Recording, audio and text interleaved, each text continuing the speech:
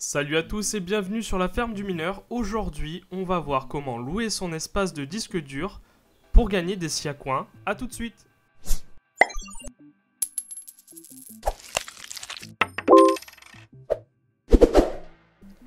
Donc pour pouvoir louer votre espace disque dur, vous allez devoir aller sur le lien que je vais vous donner dans la description, qui est le site de SIA. Donc SIA, c'est une monnaie que vous pouvez miner, que vous pouvez aussi louer votre espace disque dur et vous pouvez utiliser pour développer des applications. Donc nous, on a déjà abordé ce point dans une autre vidéo où Lucas vous expliquait comment miner du siacoin.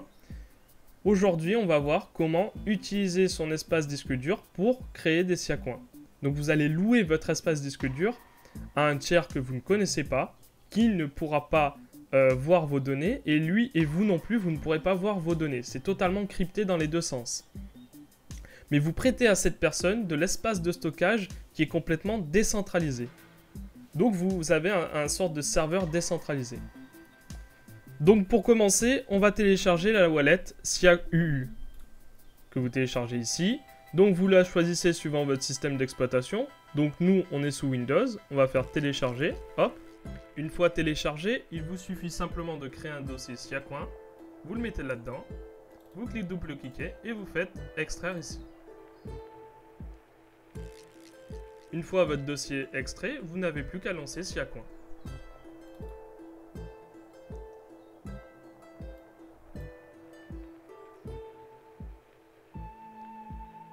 Donc comme vous le voyez, la wallet n'est pas encore synchronisée.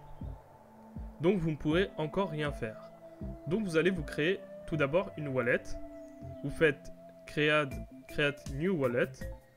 Hop, comme ça. Vous retenez bien ce message ici. Voilà. Il est important parce que ça va être le password de votre wallet. Donc il est important que vous le gardiez. Donc je vous conseille de faire ctrl-c.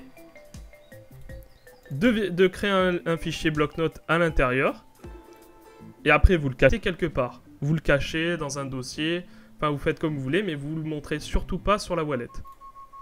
Donc là on a fait ctrl-c.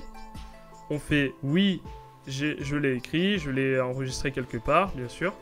Et maintenant, la wallet est bloquée. Donc pour la débloquer, il faut confirmer le mot de passe. Donc on fait CTRL-V et on fait Unlock. Elle n'est pas encore synchronisée, pardon, mais elle est débloquée.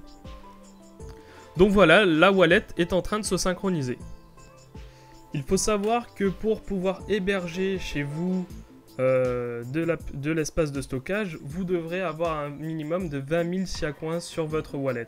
C'est une garantie.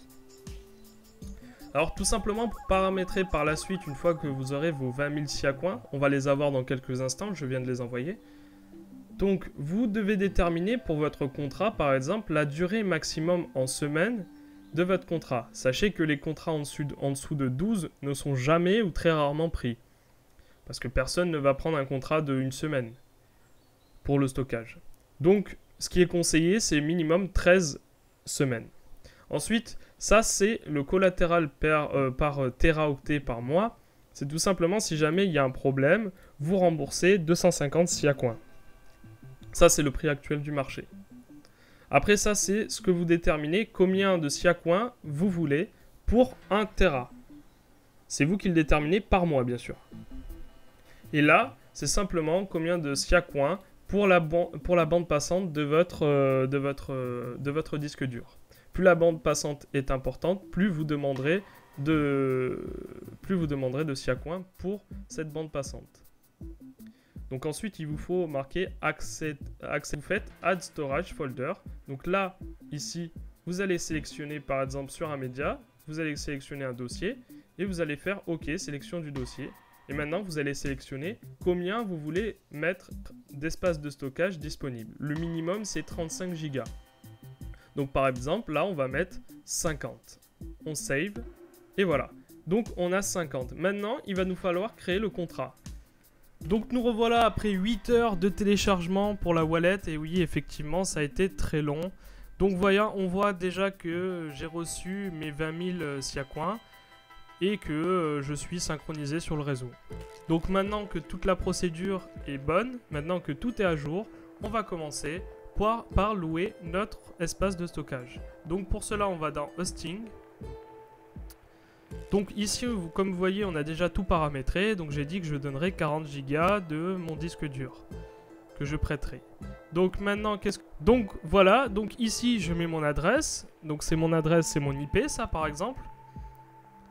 Donc une fois que j'ai mon IP ici, je clique sur Annonce, comme ça, hop. Et une fois que c'est sur Annonce, il va envoyer une petite somme d'argent qui, une fois validée, validera mon annonce sur le réseau. Et donc à partir de ce moment-là, quelqu'un pourra venir déposer des fichiers sur mon disque dur de manière totalement sécurisée. Et en échange, tous les mois, je toucherai des siacoins. Donc vous voyez, ici dans Wallet, donc c'est pas encore confirmé, mais dès que la transaction sera confirmée, je toucherai effectivement, l'annonce sera bien en ligne. Comme vous pouvez le voir, le contrat est enfin disponible sur le réseau. Alors ne vous inquiétez pas, ça prend un peu de temps, histoire qu'il y ait toutes les confirmations nécessaires, mais maintenant mon contrat est disponible sur le réseau. Alors pour l'instant, vous pouvez voir que j'ai personne qui a encore loué mes 50 Go. Mais ça ne saurait tarder. Donc on a vu comment prêter de son espace de stockage. Maintenant on va essayer d'en acheter de l'espace de stockage. Alors cet espace de stockage il sera chez quelqu'un d'autre, mais cette personne l'aura de manière cryptée, donc elle ne pourra pas voir ce que vous mettez dedans. Donc pour ce faire, on va dans Create Allowance. Donc on va dire pour combien on veut d'espace de stockage. Donc là par exemple si je mets 1000 siacoins, j'ai pour 300 Go d'espace de stockage. Donc pour ce faire, on clique par la suite sur accepter tout simplement. Et ensuite le contrat va se former. Donc une fois que le contrat est lancé, donc attention, le contrat il met longtemps à se mettre en place parce qu'en fait c'est pas un seul contrat, suivant la puissance de calcul, suivant l'espace de stockage que vous demandez, ça va prendre plus ou moins de temps. Par exemple, regardez toutes les transactions qu'il a dû envoyer ici avant que je puisse, uploader un fichier. Donc j'ai le droit à 300 Go. Donc par exemple, pour uploader un fichier, je vais simplement dans Upload, File, je choisis le fichier que je souhaite uploader. Donc imaginons je veux uploader le fichier, je ne sais pas, je veux uploader ce fichier-là, SIA. Je choisis donc l'image ou le dossier, peu importe le fichier que je veux uploader. Je le sélectionne, je l'upload. Une fois que j'ai sélectionné le fichier, je l'upload. Hop, le fichier est transféré. Et il est maintenant, il est en train d'être uploadé. Vous pourrez même uploader des vidéos. Comme par exemple là, je sélectionne une vidéo. Hop. Maintenant, il n'y a plus qu'à attendre que cette vidéo soit chargée sur le réseau. Donc il faut un peu de temps. Donc comme vous le voyez, mes fichiers commencent à être partagés sur le réseau. Donc chaque personne essaye de prendre un petit morceau ou prendre carrément le fichier en entier. Et petit à petit se partagent. Et en fait, plus il y aura de personnes qui posséderont mon fichier, et plus j'aurai de facilité à le retrouver en fait. Ne vous inquiétez pas, ça prend un peu de temps.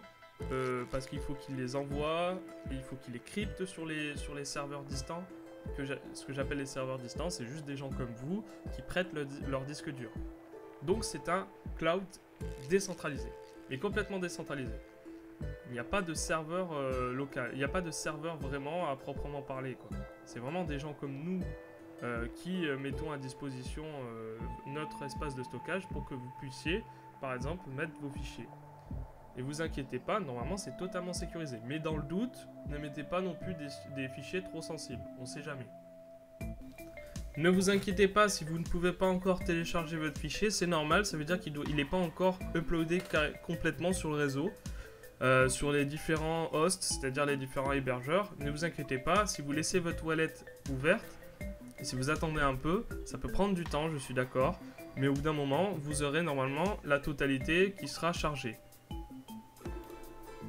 Donc voilà, vous voyez que c'est encore en cours. Il y en a certains qui n'ont même pas encore de contrat, n'ont pas encore d'hébergeurs, qui n'ont pas été hébergés. Donc vous laissez votre wallet ouverte et dès qu'il trouve quelqu'un, il va l'uploader sur cet endroit et puis petit à petit, ça se fera tout seul. Après, vous n'aurez même plus besoin de laisser votre wallet ouverte. Mais au début, je vous conseille de laisser la wallet ouverte afin d'uploader tous les fichiers. Donc voilà, c'est tout simple. Une fois que vous aurez uploadé les fichiers, il vous suffira de télécharger ici ou de modifier. Carrément, vous pouvez modifier ou supprimer. Comme vous pouvez le voir sur la wallet, vous voyez très bien que les fichiers petit à petit se uploadent. Donc quand ils arrivent à 1, c'est là que vous pouvez commencer à les télécharger.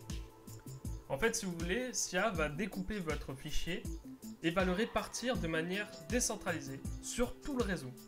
C'est-à-dire que toute personne qui aura accepté de prêter de l'espace de stockage, eh bien cette personne va détenir une partie de votre dossier.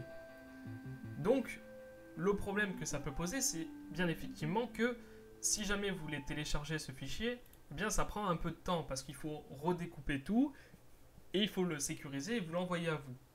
Parce que vous êtes seul à détenir la clé qui va permettre de récupérer ce fichier. Là, par exemple, si je veux télécharger un fichier, je fais comme ça, je fais sélectionner un dossier. Hop. Donc vous voyez que le téléchargement met un peu de temps, mais c'est normal. Parce que c'est complètement décentralisé. Il n'y a pas de serveur à proprement parler. Donc ça prend un peu de temps. Important de laisser sa wallet ouverte au début pour pouvoir partager le maximum de fichiers. Donc il faudra attendre bien sûr qu'il y ait un ici pour pouvoir commencer à télécharger votre fichier. Donc quels sont les avantages à utiliser le réseau SIACoin? Eh bien le premier avantage déjà c'est que c'est un réseau complètement décentralisé. C'est-à-dire que vos fichiers ne seront pas sur un serveur, mais seront répartis sur une multitude de petits serveurs particuliers. Ensuite, c'est complètement sécurisé.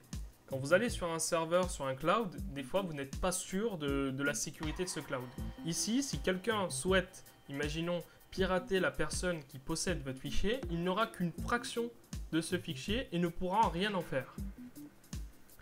Ensuite, le coût est important aussi à aborder, c'est-à-dire que, imaginons, si vous achetez du cloud sur Amazon, vous en avez pour 23 € le Tera.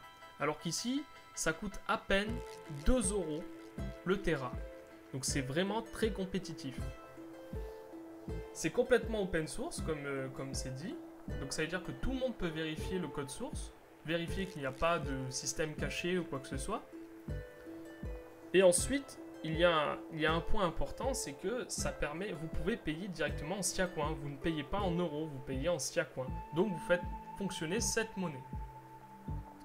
Quels sont les inconvénients de cette monnaie? Bien, les inconvénients qu'on peut citer, c'est déjà la lenteur du réseau. Effectivement, c'est plutôt lent d'envoyer un fichier de l'upload. Tout simplement parce qu'il n'y a pas encore énormément de personnes sur le réseau. Donc, vous verrez que ça prend du temps d'installer la wallet. La wallet, j'ai mis 8 heures au début à la télécharger. Ensuite, pour upload un fichier, ça prend beaucoup de temps. Même pour des tout petits fichiers. Mais une fois que c'est intégré sur le réseau, normalement il n'y a plus de soucis. Après il y a aussi le problème au début, c'est de récupérer son fichier. Le problème c'est de récupérer son fichier au début. Tout simplement parce que ça va prendre du temps. Il faut comprendre que c'est le début, donc forcément c'est un peu lent au début. Mais la technologie est quand même là.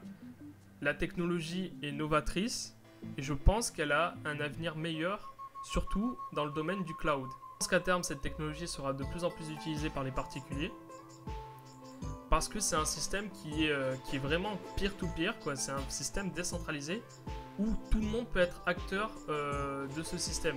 À terme, on pourrait partager n'importe quel fichier, imaginons on pourrait peut-être dans le futur mettre des vidéos YouTube ou mettre des fichiers intéressants ou des médias, les protéger ainsi. À terme, ce SIACoin, ça pourrait servir plus qu'héberger des fichiers classiques, des fichiers particuliers. Étant donné son système sécurisé décentralisé, on pourrait mettre des fichiers sensibles, des fichiers, un nouveau média, imaginons, ou un nouveau YouTube. Je ne sais pas, on pourrait partager des vidéos à travers ce fichier. On pourrait conserver des vidéos YouTube qui seraient peut-être protégées. Peut-être qu'à terme, il évoluera dans un autre sens. Parce qu'il faut savoir aussi que SIACoin, en fait, permet aux développeurs de développer des technologies autour de ça.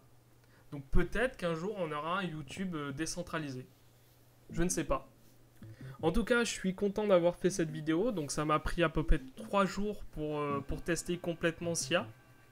Si vous voulez plus de renseignements, n'hésitez pas à me poser des questions et à bientôt.